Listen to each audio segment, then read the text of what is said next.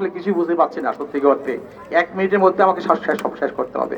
তো আমার বিশ্বাস আমরা যারা আজকে মুসলমান, আমরা সৃষ্টিকর্তা আমাদেরকে পাঠিয়েছেন।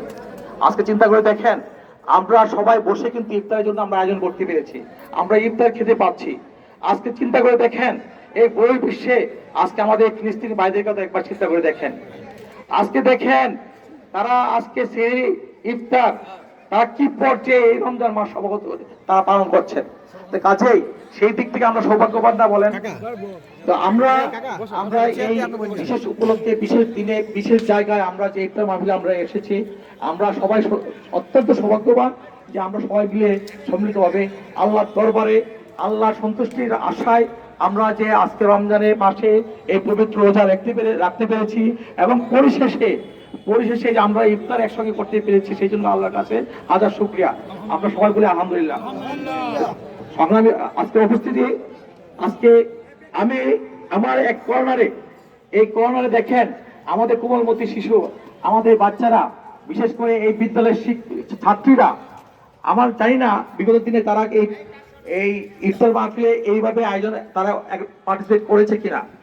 আজকে আমার সকালবেলা যখন এসেছি তখন আমি সবার কাছে আমার একটা বিনীত অনুরোধ ছিল যে না, এই বিদ্যালয়ের আমাদের প্রাণ যারা হচ্ছে আমাদের ছাত্রীরা, তাদের প্রতিনিধি কেউ না কেউ থাকতে হবে। আমি বিশেষভাবে বললাম যে এত মাস টাকা না আসলেও ক্ষুদ্র আকারে হলেও কোনো একটা উপস্থিত থাকতে হবে। আমি বিদ্যালয় কর্তৃপক্ষকে ধন্যবাদ জানাচ্ছি যে আমার রিকোয়েস্টের সহিত আজকে যারা উপস্থিত হয়েছেন তাদেরকে আমি ধন্যবাদ জানাই। আর বিশেষ করে আজকের এই যে আয়োজন, আমার এই হাজী গোলাম হোসেন বিদ্যালয়ের যে শিক্ষার্থীরা যারা আছেন, তাদের যে প্রাণপণ চেষ্টা, এবং আজকে আমাকে বলা হলো সাদা মনের মানুষ, সত্যি অর্থেই আজকে যে দায়িত্বটুকু আমাকে দেওয়া হয়েছে এই হাজী গোলাম হোসেন উচ্চ বালিকা বিদ্যালয়ের যে গভর্নর সভাপতি হিসাবে, আমি বিশ্বাস করি এই মাটির প্রান্তরে যে আজকে এই বিদ্যালয়কে হাঁটি পা করে আপনারা যে পর্যায়ে নিয়ে আসছেন, আপনারা যারা বিগত দিনে দায়িত্বে ছিলেন সবাইকে আমার ধন্যবাদ জানাই।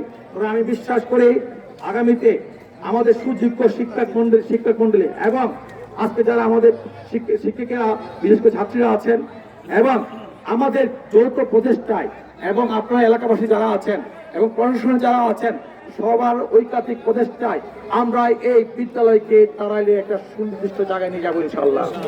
এবং আমি বিশ্বাস করি আমাদের সেই ক্যাপাবিলিটি আমাদেরকে খোদা তাআলা দিয়েছেন এইভাবে বলবো আমি, এই ভৌগোলিক কারণে হাজী গোলাম হোসেন উচ্চ বালিকা বিদ্যালয় ভৌগোলিক একটা অবস্থানে একটা সুন্দর একটা ভৌগোলিক অবস্থানে অবস্থিত।